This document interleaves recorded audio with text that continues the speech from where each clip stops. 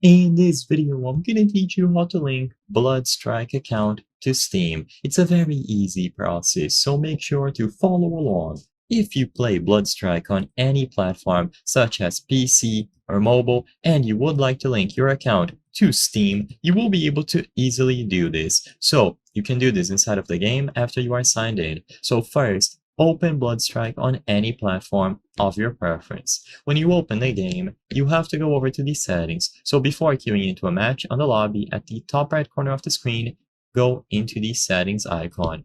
Now you will be able to browse through various categories. Now, if you look again at the top right corner of the screen, you can find an account icon.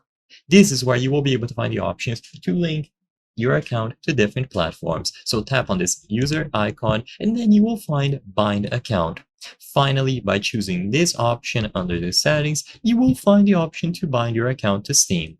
So now all that you have to do is tap bind and you will be able to sign into your account to confirm that you want to link both of them. Once the link has been established, you will be able to see it bound, like this example here for Google, and it is going to remain this way. You might get some benefits or other different bonuses, but regardless, all that you have to do is go into the settings, tap on the account icon, and you will be able to get this done.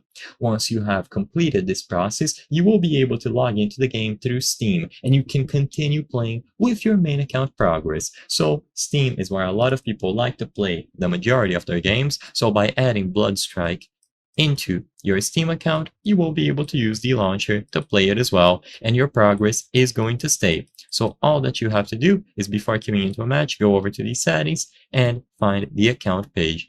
You can also link TikTok, Line, Twitter, Google, and Facebook, but Steam, of course, is the most important one. I hope I was able to help you on how to link Bloodstrike to Steam. If this video helped you, please be sure to leave a like and subscribe for more very easy tips. Thank you for watching.